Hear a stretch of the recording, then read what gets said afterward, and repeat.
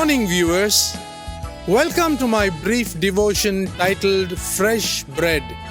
And I do hope that it makes an impact in your life as you begin a new day in Christ.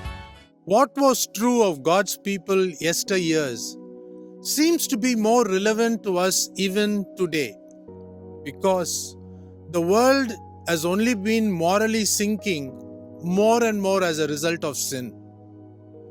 Be it family and social life, marriage and divorce, the excessive love for food, that is gastronomy, the changes in fashion, the manner in which we trim our hair, the debts and interest on borrowed money, the frequent backstabbings at every aspect of life, the level of lawlessness, the list goes on.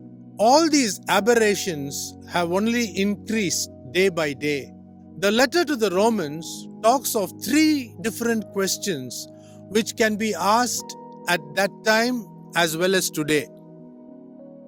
Question number 1. Does it injure or help me?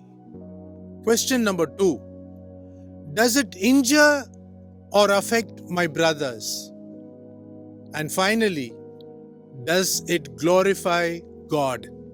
To address these standards, Apostle Paul comes up with beautiful advice while writing to the church in Colossae. And whatsoever ye do in word or deed, do all in the name of the Lord Jesus. Read Colossians chapter 3 verse 17.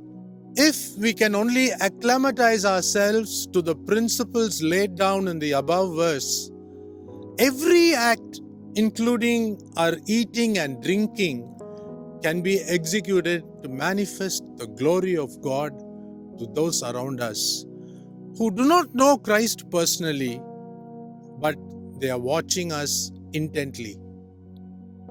To get into this practice, it is absolutely necessary that every Christian begins to study the Bible and not just read it as a newspaper. The Lord expects the people to get into a practice of doing what sounds impossible from a human standpoint. Remember, a God can always make a way each time and each day when it comes to standing for the truth. Our reliance on the Holy Spirit, the third person of the Godhead, who has been given to us just for our own good, will help us to apply the written word to every practical situation so that God the Father could be well pleased as we navigate the dark corridors of life in this world. In the apostolic days, before the New Testament books came into print, Paul had to urge the new Christians to be imitators of him who also imitated Christ.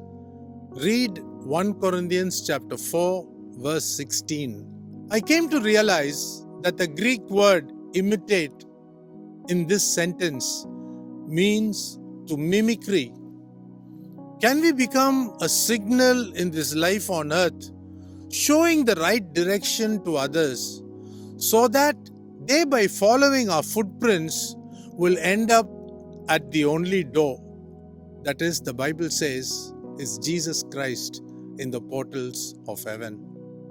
Think about it. Have a great day.